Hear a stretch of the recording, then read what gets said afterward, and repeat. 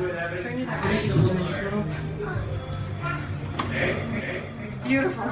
Breathe, breathe, breathe. I can't keep up with your style. Good morning! So ngayon, we finally decided to go to a chiropractor. And kasama ko si Jowa. Hello! Promoter ng lahat. So siya yung nag-introduce sa akin sa chiropractic. Kasi talagang ang dami ko nang pinuntahang doctors pero wala talagang makapagpagaling ng back pain ko. So sana maging okay siya mamaya. Medyo matagal yung first session kasi may consultation pa siya and lahat ng assessments gagawin dun sa first session. So dalawa na yung lahat ng mga lab test ko, x-ray, CT scan. CT scan na utak na walang laman. So yung CT scan. So ang dami ko nang pinagawang test for the past 2 months. And hindi talaga nila malaman kung bakit hindi tumatalab sa akin yung mga gamot na pinapainom nila. Ewan ko din sa katawan ko kung anong problema niya. Baka gusto niya lang talaga ng chiropractor na ang hahawak sa kanya. Ayaw niya na ng doctors. So, I've been to neurologist, rheumatologist, orthopedic doctor, ayun. So, Ba't ka nagagalit? background lang. Nakalimutan ko yung pinakamahalagang doctor. So, since 15 years old kasi ako, I've been going to an orthopedic doctor para ma-monitor, yung scoliosis ko. So, currently kasi ay 33 degrees na siya. So, medyo malayo pa naman siya dun sa limit point na 45 degrees according to them, na for surgery na talaga siya. Pero kasi lately talaga ay napakasakit na ng aking likod, yung lower back ko, tsaka yung dito sa my shoulders papunta sa neck. And everyday talaga yung headache ko, guys. So hindi na ako makapag-function ng maayos, tapos para ako laging pagod. Kaya naapektuhan na din talaga yung work ko, yung lahat ng ginagawa ko na everyday, kasi nga gusto ko na lang siyang laging itulog kasi nga masakit. Tapos yung mga pain relievers ko is hindi na siya ume-effect, kahit parang everyday na ako umiinom, wala talagang nangyayari. So nagwo-worry na rin ako baka maging masama na rin siya for my body, and ayaw na rin niya umiinom ako nun. Dami mong gamot. So ngayon meron pa naman akong tinitake na medicines up to September siya. 1 month na ako na umiinom, wala pa ding nangyayari. Yung legs ko is namamanhid na siya. So ang sabi naman ng doctor is dahil nagpo-protrude nga daw yung curvature ng scoliosis ko, kaya ko nararamdaman ito. So bali one side lang siya, so kaya nakakatakot siya. Sa right side ko lang siya na-feel. So ngayon medyo may restriction muna ako. Kaya yun, sobrang sad. Buti na lang, pinilit niya ako. So, ilang months na rin niya akong pinipilit pumunta sa chiropractor. And kasi since hindi ko pa siya nga alam noon, bago niya in-introduce sa akin, nag-research muna ako. Una, syempre nakakatakot talaga yung mga napapanood ko kasi Sa wakas, kinakrak nila yung mga buto ng patients. So sabi ko, paano yun pagka ginanon mo yung leeg ko? Baka mamaya mamatay na lang ako, ganyan. Pero yun nga, nag-research din ako ng kung sino yung mga magagaling na chiropractor dito sa Philippines.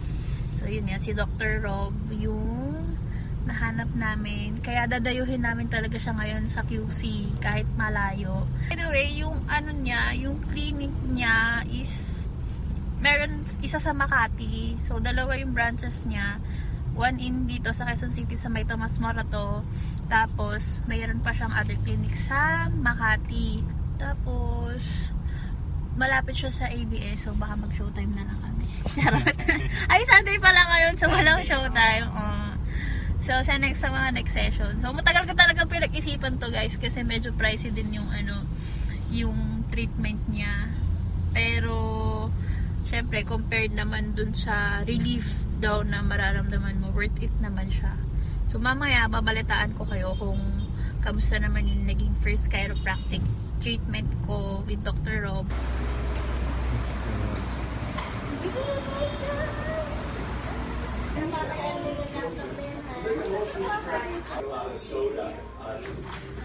Parang iba yung tinagsama. Baka manuspit ako. To free the joint and the nerve.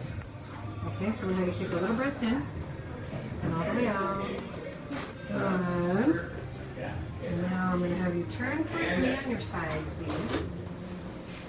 Okay? I'm going to bend this top leg and straighten out this bottom one. There you go. Okay. Breath. And all the way out. Good. Now we're going to have a little side.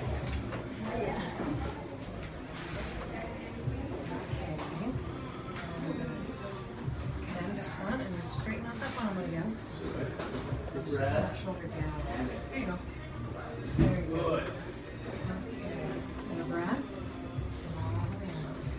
Oh, excellent. All right, and then lie on your back. So that was for your pelvis. Yes. So you can see that the discrepancy is much better now. It's still not perfect, but better. So I'm going to put your arms like this. Good.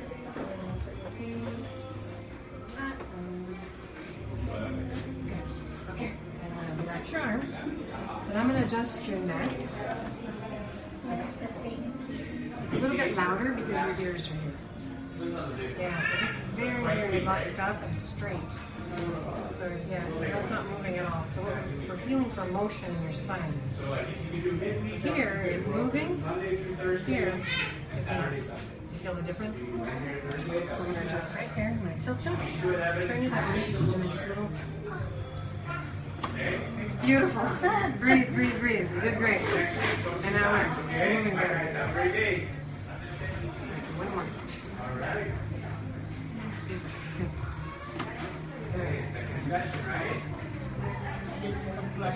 No, exactly. And you might get a little hot. Yes, it's a normal response.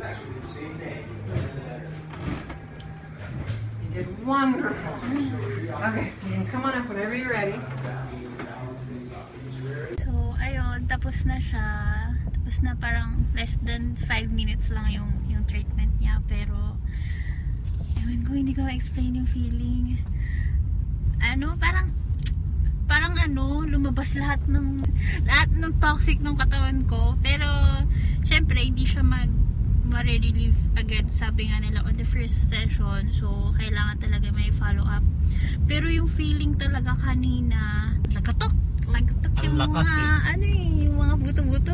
Tapos, the best part was dito sa neck, since ito nga talaga yung pinaka-complain ko. Yung kinrack niya yung neck ko.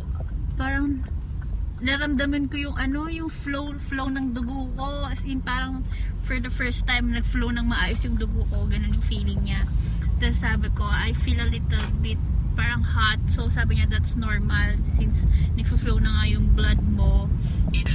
For a moment, yung panamamanhid nung nung legs ko is parang instant na nawala. Pero sabi nga niya, after a few days, maybe on Monday or on Tuesday, mafe-feel mo ulit yung mga symptoms. Ang lubak naman dito.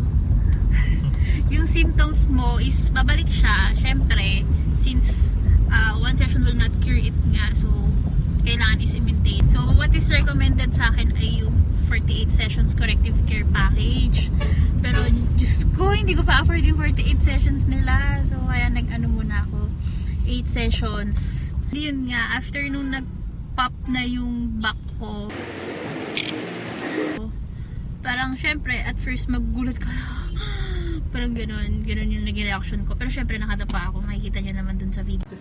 Ngayon, ang nararamdaman ko, parang unti-unti nagsusubside yung numbness nung legs ko.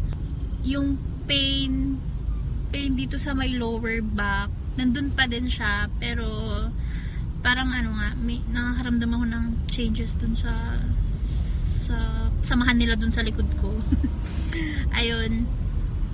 So, parang okay naman. Overall, okay siya. Na-relieve ako. Pero, let's see dun sa mga susunod na sessions kung ano pang mga pagbabago na mangyayari sa aking katawan.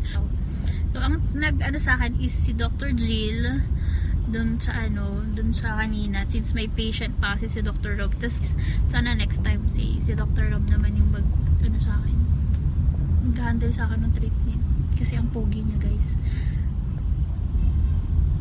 Ang pogi talaga. Kung maganda si Miss Patricia Javier, ang ganda, ang pogi ni Dr. Rob, promise. Paano pa ako? Ayun. Labang lang sa puti yun.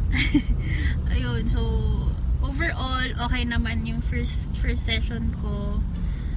Ayan ngayon, parang nararamdaman ko na. Astig. Parang di pa nagko-continue pa din. Siguro nag-aano yung mga samahan ng mga likod ko. Nagkakagulo sila ngayon kung ano nangyayari sa kanila. Yan, parang unti-unting nagsusubside yung numbness niya. So, let's see sa mga susunod. Tapos, expect daw na medyo magsuswell siya. So, magsuswell yung pag may mga dito, ganyan. So, which is normal. Kasi, yung spine mo daw ay sanay siya dun sa regular niyang position. Tapos ngayon, binago sila, ginulo sila, inayos sila. So, medyo maninibago muna yung katawan mo. So, kapag ka naka-experience ka ng swelling or kung ano man yung mga ibang mararamdaman mo, just put ice lang daw and then normal naman yun. So, talagang needed yung follow-up para ma-monitor din yung yung progress ng spine tsaka kung ano man yung mga pain na nararamdaman mo. Pero kitang-kita talaga siya pag nakadapa, di ba? Oo, kita sa paa. Oo, yun. Nagbago talaga yung paa. Talaga? Oo. Yung mas mahaba yung left mo compared sa right.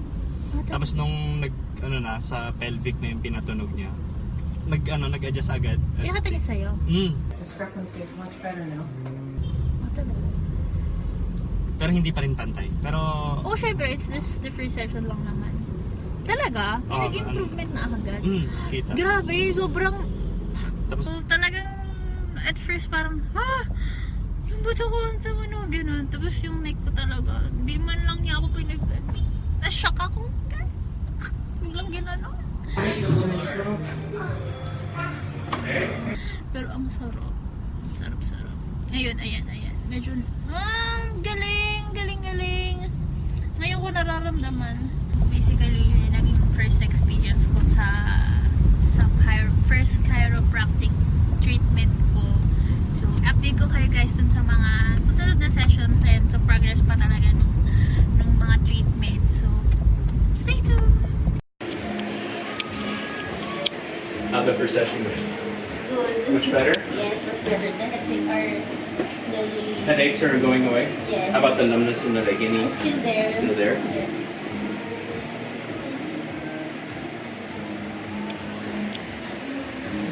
Okay, breath. Excellent. Good. This heads up. Lie on your right, face me. Thank you.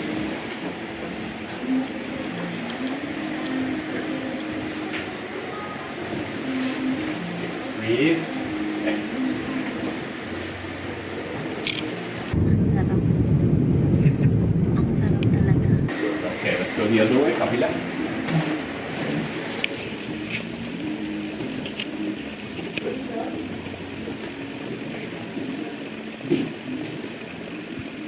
Breath. Excellent. Good. Okay, you're gonna now lie higa, face up. Hello.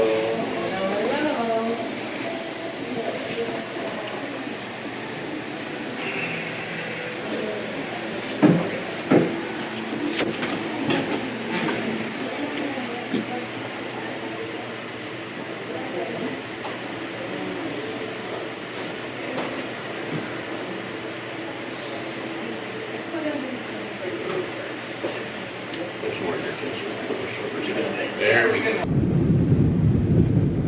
Ayun, ang sarap talaga. So you hit the pressure.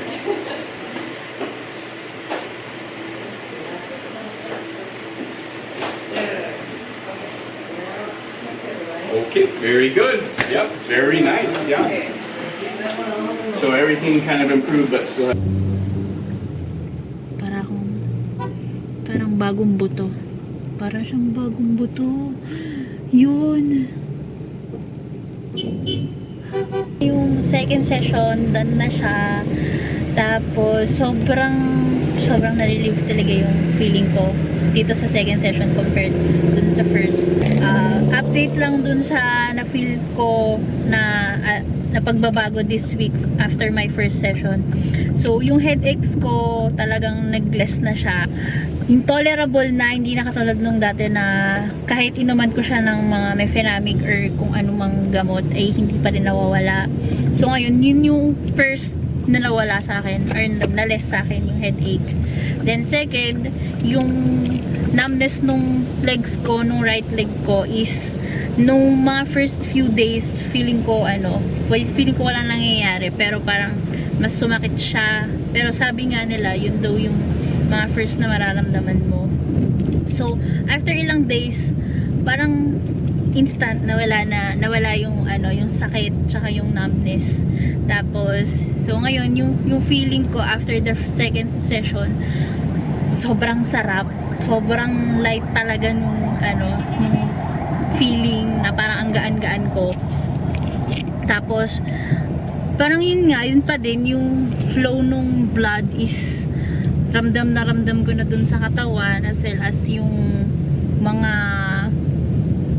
bones ko ay parang ramdam ko yung adjustment niya, yung galaw niya. So, may movement na siya compared dun sa mga unang nararamdaman ko. Parang mas hindi ko ma-explain yung feeling. Parang nabuhay sila na dati silang natutulog dun sa likod-likod ko or sa mga kalamnan ko. Tas yun. So, comparison lang. Ito ay opinion ko lang naman. Comparison lang between the two doctors. So, mas malakas kasi yung pressure nung kay Dr. Rob, Jowa. Kaya parang mas na-relieve talaga ako. Although masarap naman din yung first adjustment ko with Dr. Jill, mas intense lang kasi yung ngayon. So parang wow! Yun talaga yung yung reaction. Wow! Sobrang sarap. Hindi ko nga napigilan yung reaction. Oh! Ayun, nandun din kasi siya kanina. Lakas ng tunog. Oo. Tapos, ayun, parang ang sarap lang sa feeling. Sobrang better talaga.